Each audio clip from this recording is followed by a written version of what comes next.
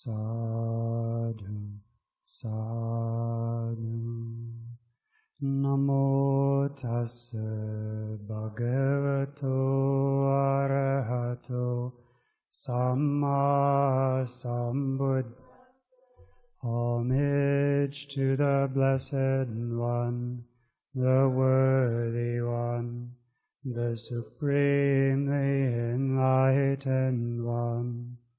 Sadhu, sadhu, sadhu. Namo Buddhaya.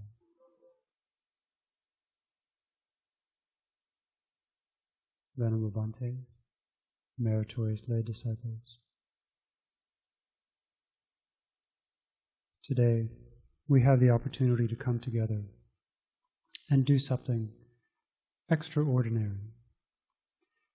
In this Blessed One's dispensation, we need to understand that there's ordinary things in the world and extraordinary things, that there's normal things and things that go beyond this ordinary world.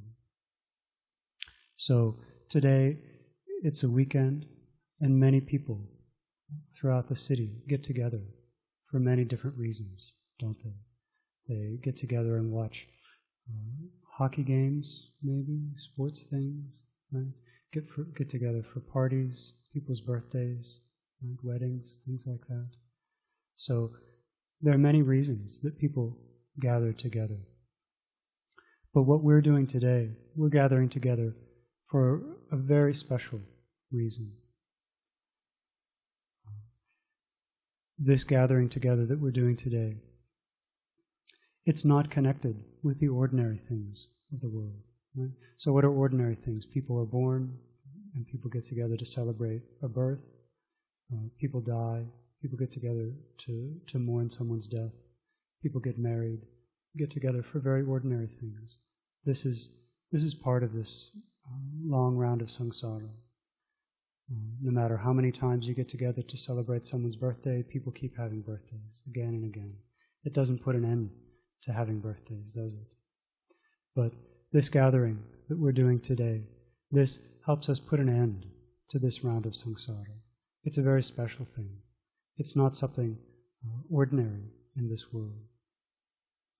Even the heavenly realms, most of the heavenly realms are just ordinary places. They're very special, lots of excellent sensual pleasures, but they're still connected with this round of samsara.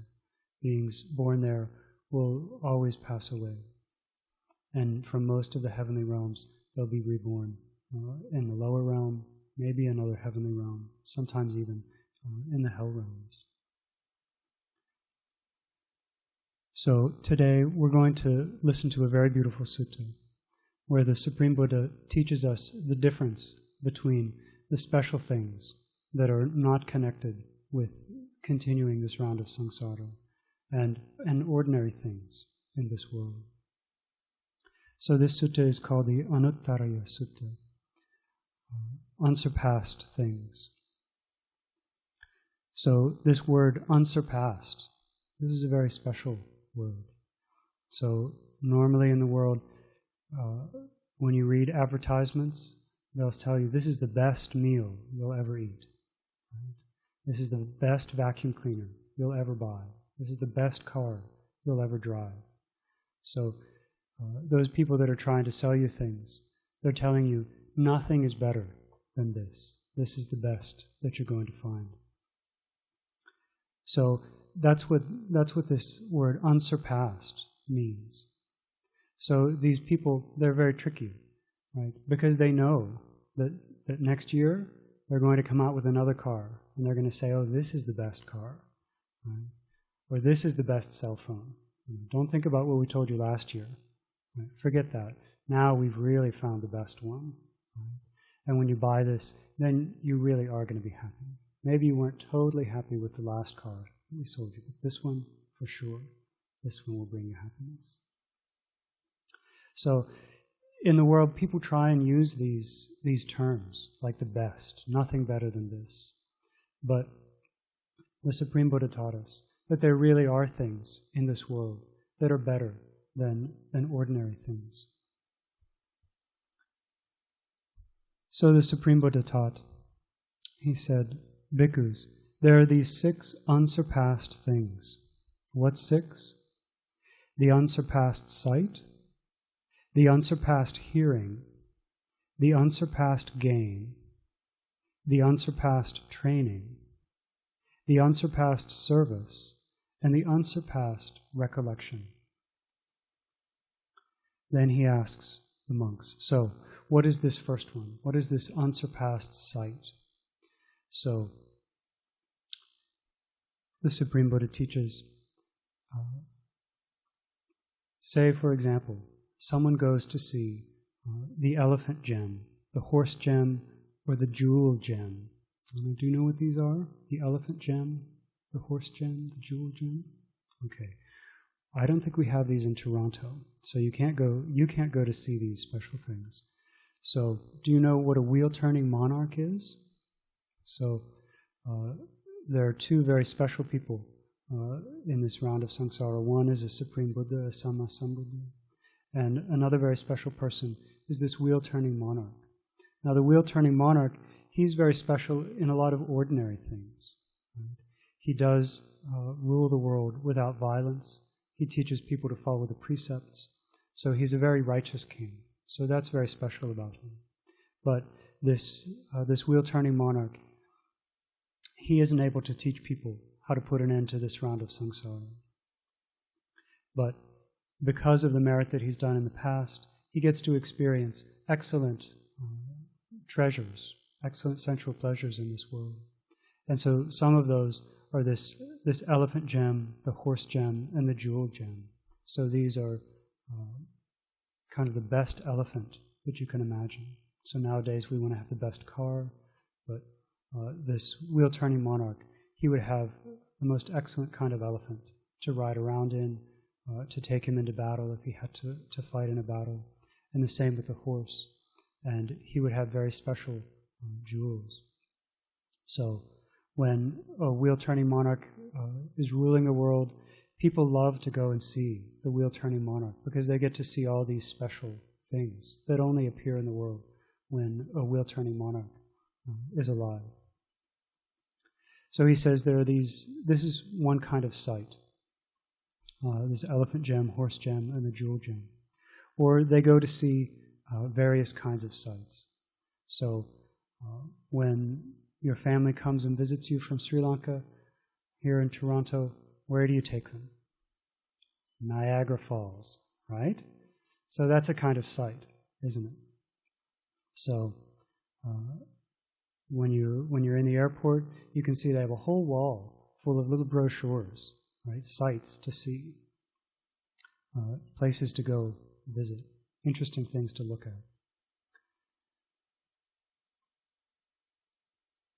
So these are other examples of ordinary things in the world, sights to go see. The Supreme Buddha says, another kind of ordinary sight is they go to see ascetics and Brahmins of wrong views, of wrong practices. So we know in the time of the Supreme Buddha, there were many, many people who had left the household life and wandered around teaching all sorts of things, many, many wrong views. So these teachers of wrong views, they would teach people things like, there's no such thing as your mother and your father. You don't have any special relationship to these people. They're just like anyone else in the world. They would teach that there's no benefit from giving things, from sharing things with other people. They say the only difference is now you don't have it. Right? If you give something away, you've lost out. And sometimes they would even teach very extreme things. Like they would start out okay. They would say, okay, so this body, it's made up of the elements, right? The earth element, the air element, the wind element. So far, so good. And then they would say, so it's just these elements.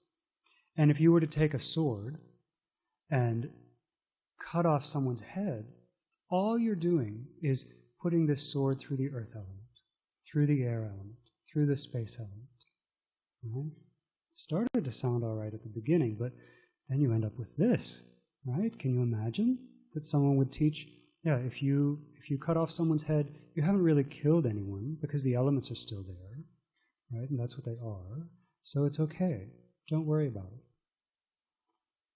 Does that help you put an end to this round of samsara? Absolutely not. No. You can end up in very bad places because of that. So some people go and see teachers like this. So the Supreme Buddha says these are different kinds of seeing. I don't deny that. These are sights. These are things to go see. Then the Supreme Buddha says, but this seeing is low, common, worldly, ignoble, and unbeneficial. It does not lead to detachment, to disenchantment, to dispassion, cessation, peace, direct knowledge, enlightenment, and nibbana. So, these things, they're all connected with the ordinary world. They're not connected with putting an end to this round of samsara. So they're ignoble. So this is a very important word. We know what is it that the Supreme Buddha taught us. These 4 things that are very important to us. The 4 noble truths, right? We call them the noble truths because they're not ordinary. They're not connected with the ordinary things of this world. But the Supreme Buddha says these ordinary sights, even these excellent sights connected with a wheel-turning monarch, they're still just ordinary things to go see. When you go and see Niagara Falls, right, you're very excited. It takes a while to drive there. You get there, you see it, and how long do you look at it? Maybe 10 minutes, maybe 15 minutes, and then you turn around and you say, well, what else is there, right? And you're not the only one that does that, because you do look around and you see that they've got museums and movie theaters and a butterfly zoo. Like, they've got all sorts of things because everybody goes there wanting to see the big sight, and then they see it and they realize, well, you know, that's a lot of water, that's pretty big, but I'm not really any better off than I was before. Maybe there's something down the street that will help me out, right, that will bring me more happiness. Right? So you go down the street and you see the butterfly exhibit, pay a lot of money, and yes, you've seen some amazing butterflies, and then you say, well, okay, I'm still not really happy, right? So these are ordinary things. They don't help us put an end to this round of samsara. They don't make our mind peaceful. They just make us want to see more things, right? None of these ordinary things can put an end to our craving for sights. All it does is we collect these sights. We say, oh, well, you know, we've heard about this Grand Canyon, this big hole down in America. Maybe if we see that sight, that will be enough. Right? So people travel really far and they see that and they say, wow, it's big, but it's just a big hole.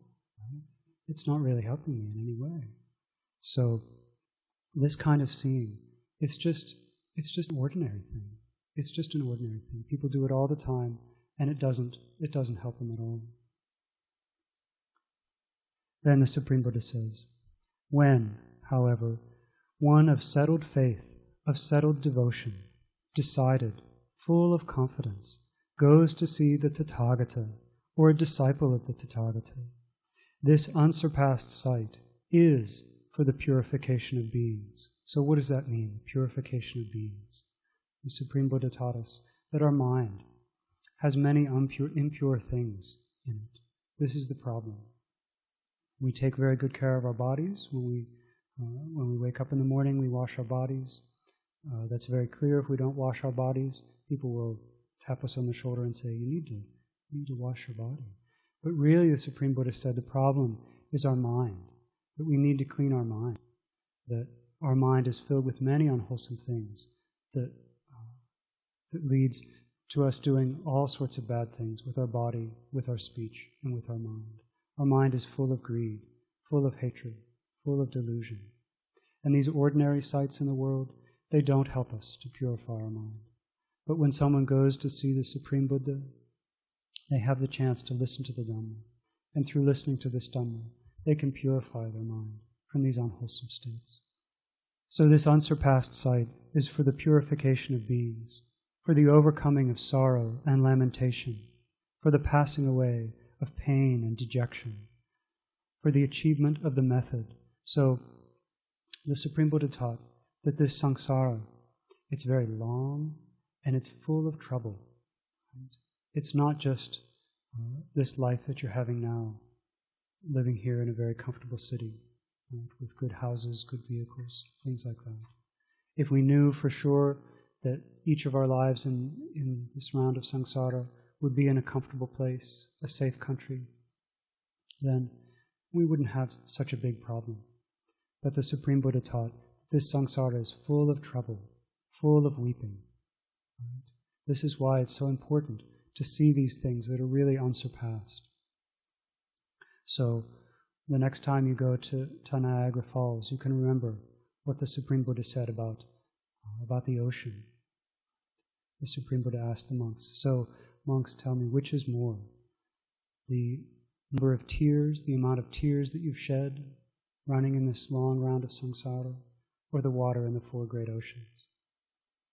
And the monks say, Venerable Sir, surely more water has been shed when we cry over losing our relatives, losing our friends, our loved ones.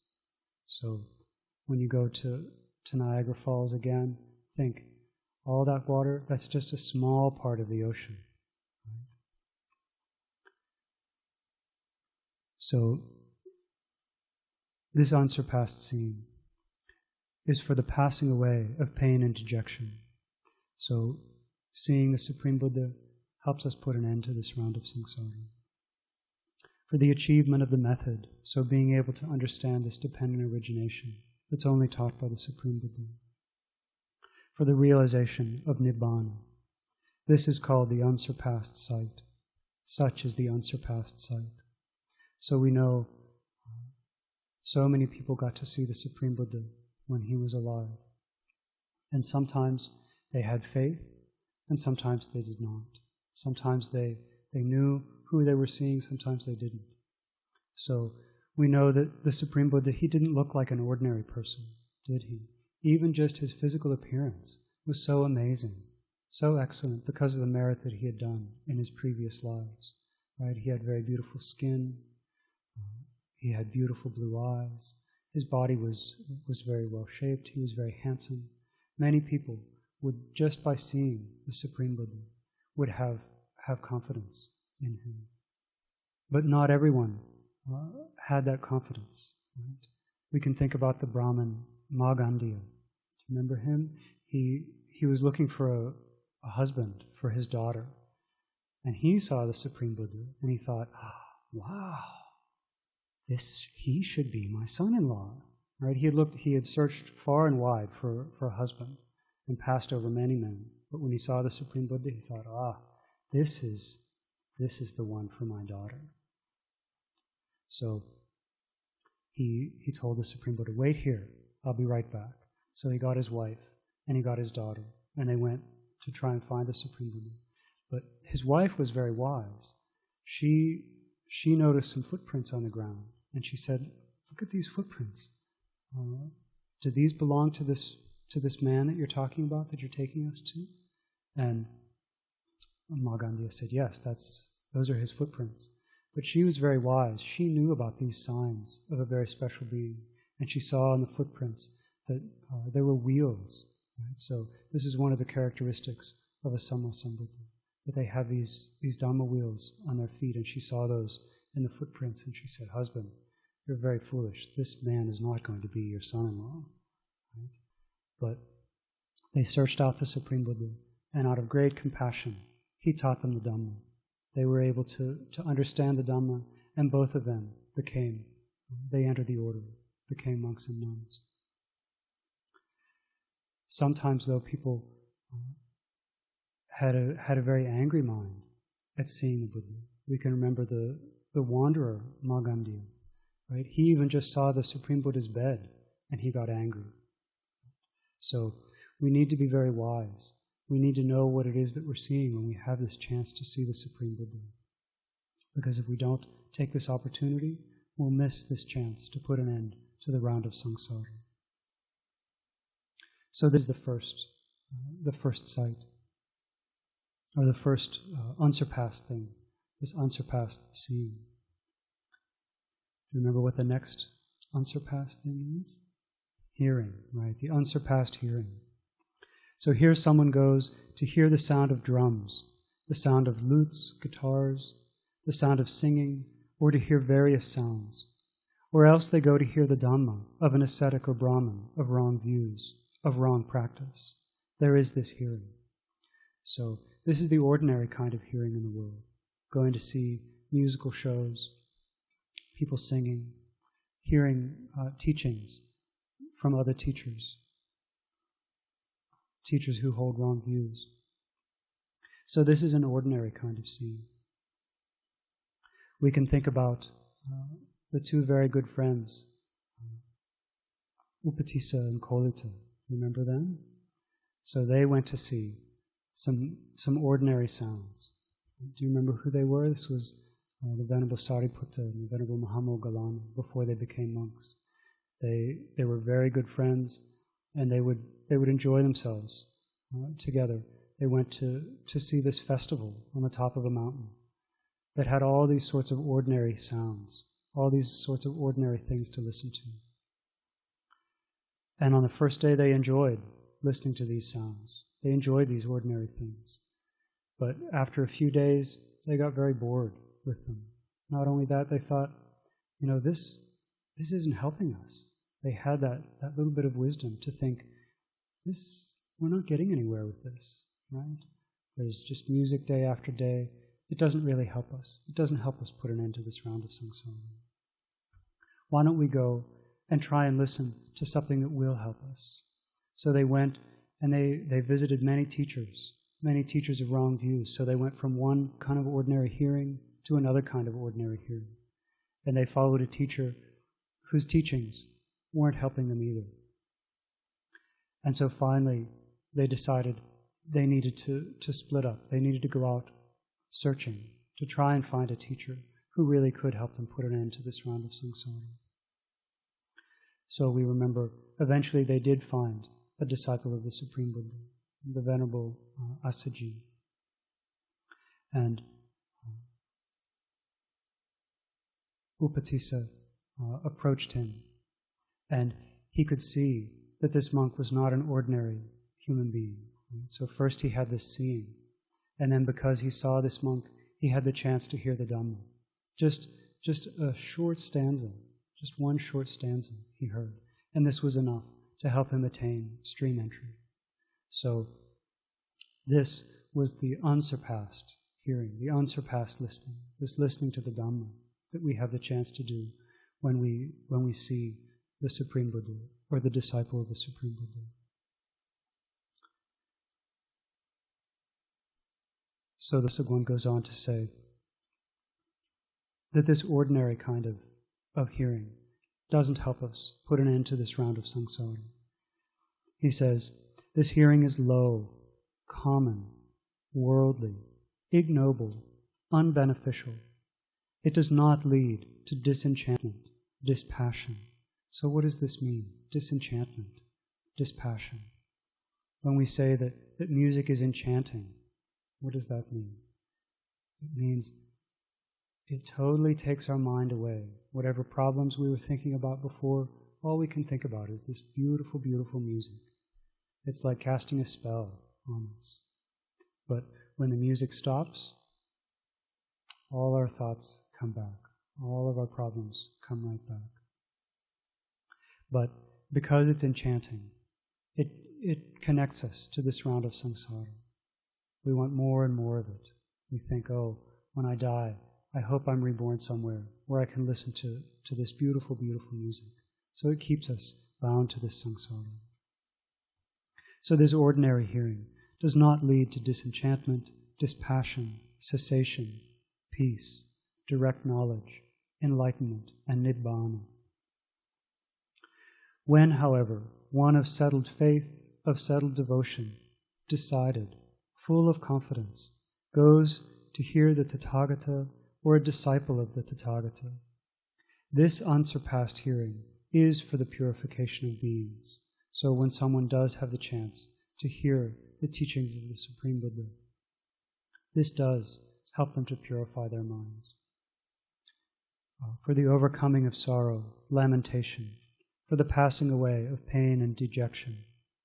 So we remember, it's not just in this life that the pain stops, that it's putting an end to this round of samsara, that when someone hears the Dhamma and they attain this first stage of enlightenment, sotapanna, then they know they'll never be reborn in bad destinations, in the ghost world, in the animal realm, in the hell realms. So it's this Dhamma that truly puts an end to the suffering, to the pain. For the achievement of the method, for the realization of Nibbana, this is called the unsurpassed hearing. Such is the unsurpassed sight and the unsurpassed hearing. So these are the first two. And do you remember the third one? The unsurpassed gain. The unsurpassed gain. So first the Supreme Buddha tells us what the ordinary gains are. He says here, someone gains a son, a wife, or wealth, or they gain various goods, or else they obtain faith in an ascetic or Brahmin of wrong views, of wrong practice. There is this gain. This I do not deny. So we can very easily think about all the things that we can gain in this world, can't we? We can gain children, we can gain a husband, gain a wife, all the material things in this world. The Supreme Buddha said, these are definitely a gain. He even said that there's some happiness that comes from these things, didn't he? He never said that sensual pleasures weren't enjoyable. He said, indeed, sensual pleasures are very enjoyable. If they weren't enjoyable, then people wouldn't get attached to them. Then we wouldn't have this problem of samsara. But in fact, there are these things that we gain, and they do bring some degree of happiness. And of course, many people develop confidence in many sorts of teachers, many religions, many teachings, many philosophies. But the Supreme Buddha says, these are very ordinary. This is a very ordinary kind of confidence.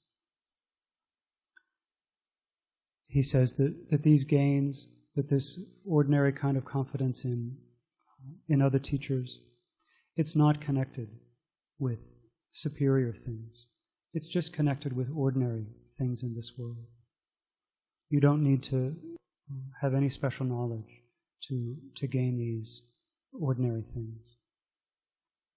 Then the Supreme Buddha says, but when someone who has settled faith, settled devotion, decided, full of confidence, obtains faith in the Tathagata or in the disciple of the Tathagata, this unsurpassed gain is for the purification of beings. So the Supreme Buddha said, the really excellent kind of gain is when we gain saddha, when we gain faith in the enlightenment of the Supreme Buddha. Because when we gain faith in the enlightenment of the Supreme Buddha, then we listen to the teachings very carefully. If we don't have confidence in the enlightenment of the Supreme Buddha, we won't pay attention. We won't take the risk of trying to put these teachings into practice. Think about what the Supreme Buddha is telling us. He's saying all these things, all these gains in the world, they're not going to bring you lasting happiness. So we have to trust the Supreme Buddha, because the happiness that they do bring us, we can experience that for ourselves very easily. So when we listen to the teachings and the Supreme Buddha says, if you want real happiness, you'll give up these sensual pleasures. You have to have a lot of confidence that he really knows what he's talking about, because you're risking this happiness that you're getting right now, this ordinary kind of happiness. You have to have enough confidence that you're willing to put these teachings into practice. Sometimes it's very difficult to put the teachings into practice. Keeping the precepts in this world can be very difficult. Here we're very lucky we get to associate with many people who follow the precepts, who respect the precepts, who admire people who follow the precepts. But in the ordinary world, people don't care so much about the precepts. They think, well, whatever you have to do to take care of yourself, that's all that really matters. Whatever you have to do to take care of your family, that's what's most important. If you have to tell some lies, cheat a little bit, as long as your family is well taken care of, that's what's most important. Right? This is the ordinary knowledge in the world. And people have confidence in that ordinary sort of knowledge. But that's not the sort of knowledge that helps put an end to this round of samsara. But when someone does have faith in the enlightenment of the Supreme Buddha, then they have confidence in this Dhamma. They know that it really is the way to bring happiness.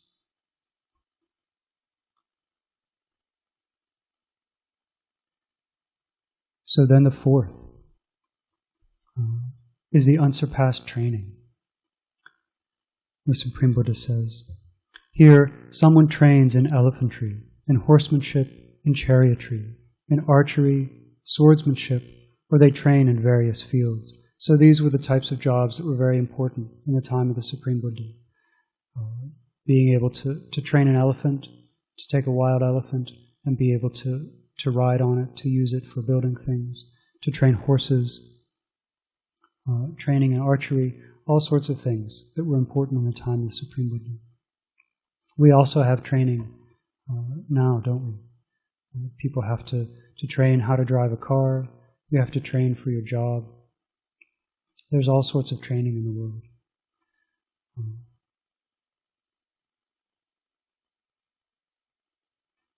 The other kind of training that the Supreme Buddha talks about as being ordinary is the training under ordinary teachers, teachers of wrong view. So the Supreme Buddha says, this is a kind of training. Right? Of course, this is a way that people learn things, they learn how to do things. This is a kind of training. But he says this training, it's not connected with what's high, what's really beneficial. It's connected with ordinary things, with worldly things. Right? We can think, why do people train for jobs?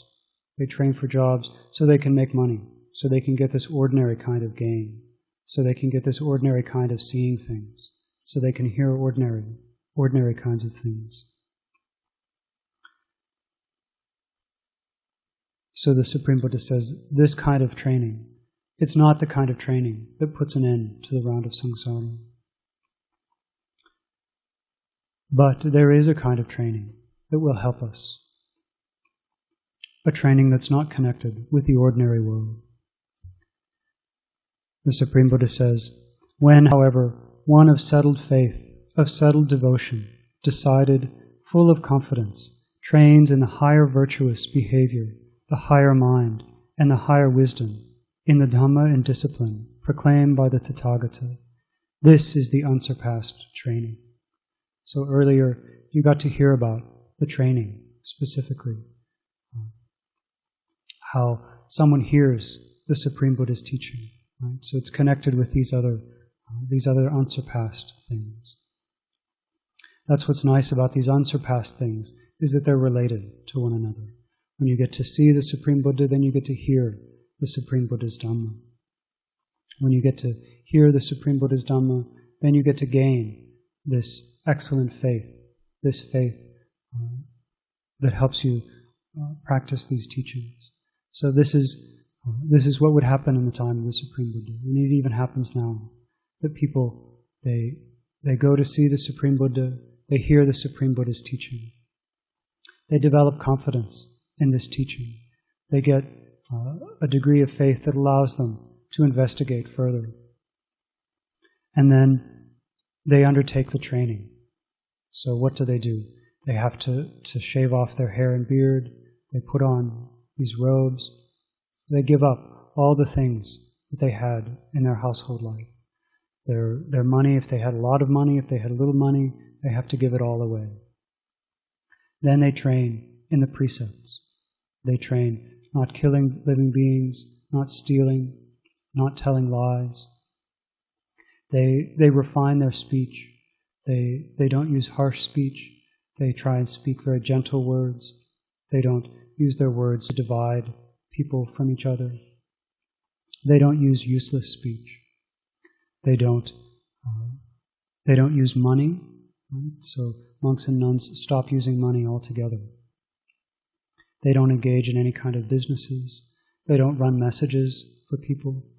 It would be, in the time of the Supreme Buddha, these monks wandered all around the country. And so it would be very easy for people to say, oh, Bhante, you're going to such and such a place. I have a friend there. Can you take this message to them? Right? Terrible way to get caught up with people. So these monks, they would have to say, no, I'm sorry, I can't do that. You'll have to pay someone, send someone else on your message. So even in these little subtle ways, the Supreme Buddha, this excellent training, allowed people to really step away from society, not get caught up in these little details, right? Because, say, a monk goes on this errand and they get the message wrong, right? And then something bad happens because of that, and then they go try and find a monk and complain to the monk. Terrible, terrible. So this excellent teaching, this excellent training of the Supreme Buddha, this practice of monks and nuns not making their own food, not growing their own food, only being allowed to eat what it is that people give them that very day. Would any of us have had that idea, to think that this is the right way to train our minds? No, we would never come up with that, right? Because it's very difficult. You're completely dependent on other people, and you don't get to choose what it is that you get to eat every day. That's, for ordinary people, that's just a common thing. Whatever you want to eat, if you can afford it, then you get to eat that. But the Supreme Buddha gave us this excellent training of just eating whatever it is that's given to us. Would people on their own decide to do that? No. You have to have this excellent kind of seeing, this excellent kind of hearing, this excellent gain of faith in the Supreme Buddha, to be willing to train in this way. This training that really goes against all of our natural instincts. So this is the Supreme Buddha's training. And part of this training you're doing today, aren't you? By not eating after 12, right? Sitting on very simple cushions, practicing meditation. So there's this virtue aspect of the training, and there's also the higher mental development, developing the jhanas, developing the higher knowledges. This is all part of the Supreme Buddha's training. Understanding dependent origination. If you go down the street to the technical college, are they going to teach you about dependent origination? Right? Can you get a certificate in dependent origination here at the colleges? No. They'll teach you very ordinary things that will help you to gain other very ordinary things. But you need to come to a special place to hear the Supreme Buddha's Dhamma, to get this excellent kind of training. So this is the fourth. The fifth one is the unsurpassed service. So the Supreme Buddha says that there's all kinds of ordinary service in the world. People can offer service to a king, to a Brahmin, to a householder, or they serve ordinary teachers, teachers who have wrong views. So he says this indeed, it is a kind of service. It is a way of serving people. But this kind of service doesn't lead to the ending of greed, the ending of hatred, the ending of delusion. So when you follow a teacher that has wrong views, you start to believe their wrong views, and then you start to act in a way that goes along with those wrong views. So some teachers, they taught that this life, it's of a fixed length, that each living being will only live for a certain amount of time. They'll be reborn, but only for a certain amount of time. They say it's just like a ball of string, that you take a ball of string at the top of a mountain and you let it unravel, rolling down the hill, and eventually the string runs out. So they teach that eventually this round of samsara comes to an end, whether you do anything or not. So when someone serves a teacher like that, they start to believe this. And if someone believes that samsara is of a fixed length, that eventually we'll be okay, eventually it'll come to an end without us doing anything, are we going to work hard to purify our minds? Will we practice morality? No. No. This is the ordinary kind of service. But the Supreme Buddha said, there's this other kind of service, that when someone who has confidence, who has settled faith, they serve the Supreme Buddha or they serve a disciple of the Supreme Buddha, that this kind of service helps put an end to the round of samsara. So we can think about, do you remember the story of Sumana, the flower gatherer? So he was out one day and he had the chance to see the Supreme Buddha. And he was one of those people that as soon as he saw the Supreme Buddha, he knew that this was not an ordinary being. But he was very poor. And all he had to offer as a service to the Supreme Buddha was to give him the flowers that he had collected. But he had a problem. The flowers, they were already spoken for, because he worked for the king. So he had this ordinary kind of service. He was working for the king to bring the king flowers. So each day he would bring the king a basket full of flowers.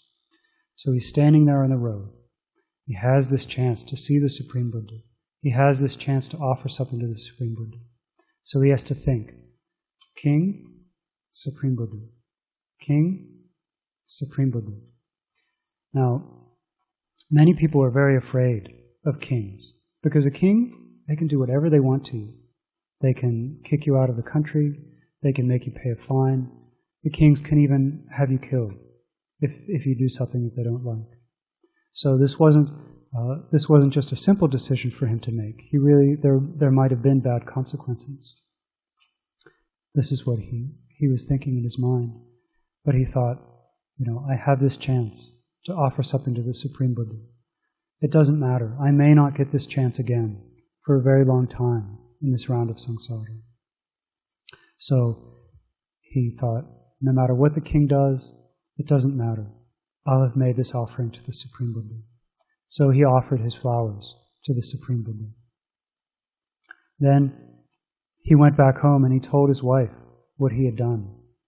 And his wife was very scared. She didn't get a chance to see the Supreme Buddha. Maybe if she had seen the Supreme Buddha, she would have understood, but she didn't get a chance to see the Supreme Buddha. She didn't have confidence in the Supreme Buddha. So she was very scared. All she could think about was what the king was going to do to them. So do you remember what she did? She went to the king and she said, whatever my husband did, I don't have any part of it. I'm not responsible for that. Right? He does his own thing. You can punish him if you want, but don't do anything to me. It wasn't my idea. So, who was this king? It was King Bimbisara. So, was King Bimbisara going to punish this flower gatherer? No. Why? Because he was a Sotapanna. He got the chance to see the Supreme Buddha. He saw the Supreme Buddha even before the Supreme Buddha attained enlightenment. Do you remember what happened when he saw the Supreme Buddha? Even then, before the Supreme Buddha had attained enlightenment, he was willing to share his kingdom, right, with this person that he had never met before. But he thought, this is not an ordinary person. I would be better off having this person helping me rule the kingdom. But the Supreme Buddha, he didn't want kingdoms. He already had one that he had gotten rid of. So, when the Supreme Buddha did attain enlightenment, he came back and taught the king. So the king, of course, was very happy that Sumana had made this offering, and he rewarded Sumana very well with ordinary things. But because Sumana had the chance to make this service to the Supreme Buddha, he got to hear the Supreme Buddha's teaching. So when we do this service, we have this excellent chance when we serve the right people. We can also remember there was an upasaka who was serving the monks. He was a very old man, but he was very, very humble, very gentle, and he did whatever the monks needed them to do. And eventually one day he decided that he wanted to become a monk. But he was very old, and a lot of the times monks, they're not so keen on ordaining people who are very old, because it's a very difficult life, and it's hard to take care of people when they get old. So oftentimes monks will be reluctant to ordain someone who's very old. Sometimes also when people are very old, they're very stuck in their habits, and it's hard for them to undertake the training. Sometimes if someone ordains when they're very old, their senior monks will be younger than their own children, right? Young enough to be their grandchildren. And so they get bothered when these young boys try and correct them. But this man, he was very, very keen to ordain. And so eventually, when the other monks wouldn't ordain him, he went to the Supreme Buddha and said, "Please, can't you have the monks ordain me?" And so the Supreme Buddha asked, "So does anyone remember any service that this man has done for you?" And the monks had to admit, yes, he actually has done things for us. The Venerable Sariputta says, yes, I remember he has performed services for me. And the Venerable Sariputta, he had this very rare quality of gratitude in the world. The Supreme Buddha said it's hard to find people with gratitude. But the Venerable Sariputta, he had gratitude for the service that was done. So because this man had done this service, the Venerable Sariputta was willing to ordain him. And so because of that, this man who became a monk was eventually able to attain enlightenment, to completely put an end to this round of samsara. So when someone serves a noble individual, Tathagata, or the disciple of the Tathagata, then this kind of service is what leads them to put an end to the round of samsara. No matter how long you serve a king, no matter how long you serve the president, the prime minister, that kind of service, it won't help you to remove your greed, your hatred, delusion. You might even increase your greed, increase your hatred, increase your delusion.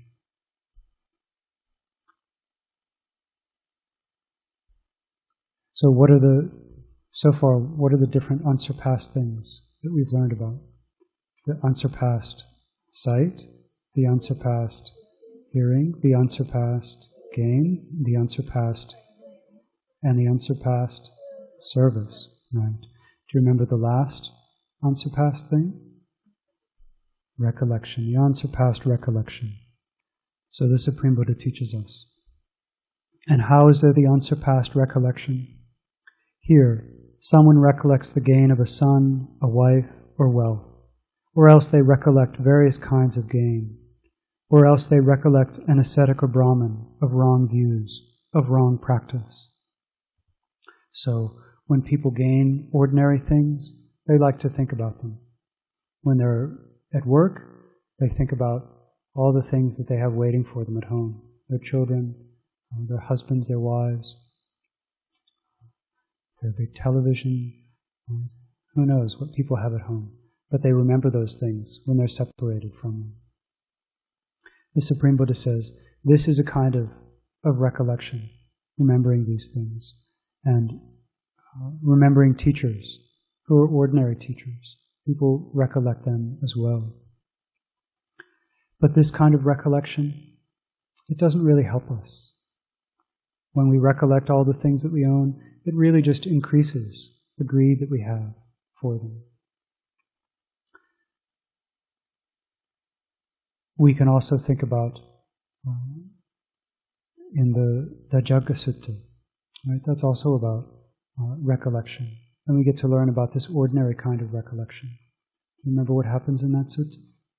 So the gods are going into battle, and Sakka says, so if you get afraid when we're fighting, remember, just look up at my flag. And then when you look at that flag, your fear will go away. You'll think, oh, Sakka, he's such a great warrior, and you won't be afraid. If you can't remember to look at my flag, then look at Pajapati's flag, Look at Varun's flag, Isana's flag. So if you look at these flags, then you won't be afraid. But is this really the way to get rid of our fear? No. The Supreme Buddha said, people, these devas, when they look at those flags, maybe their fear will go away, maybe it won't. Maybe they'll have confidence, maybe they won't. Why is that? Because these gods, they haven't completely eradicated fear.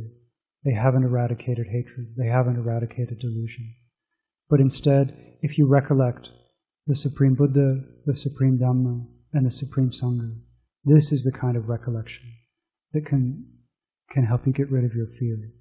You can remember there is a being in the world who's removed all of their defilements, has purified their mind completely.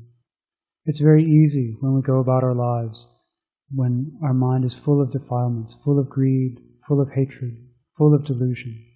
It's hard to imagine sometimes that a being could exist that doesn't have these problems in their mind, these shortcomings, these weaknesses. But instead, the Supreme Buddha said, you need to recollect the Supreme Buddha. That when you do this, your mind will become peaceful. It will help you put an end to passion. So when you're obsessed with the bad things that someone has done to you, your mind is overcome with anger, and you recollect the Supreme Buddha, you think, he was a being who didn't have any anger. No matter what anyone did to him, he didn't get angry. People could come and attack him with words, even attack him physically, and he still didn't get angry. Why don't I try and be like that? It's possible. There's happiness when I try and imitate these great arahants.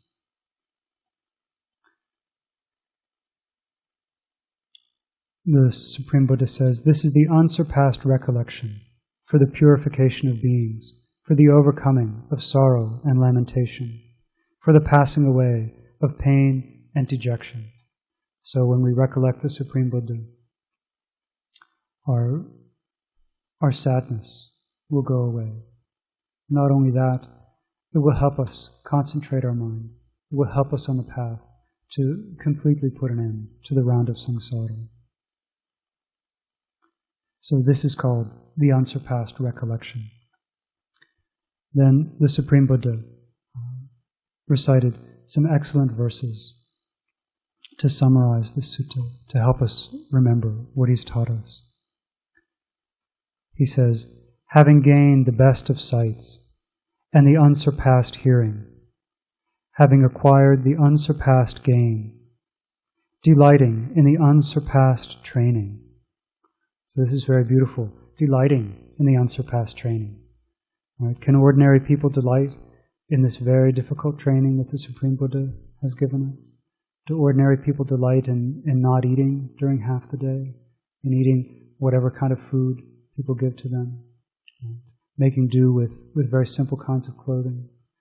So the Supreme Buddha says, they delight in this training. It's really nice to think about.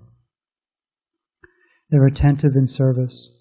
They develop recollection connected with seclusion, secure, leading to the deathless. Rejoicing in heedfulness, prudent, so wise, restrained by virtue. In time, they realize where it is that suffering ceases. Sad, sad, sad.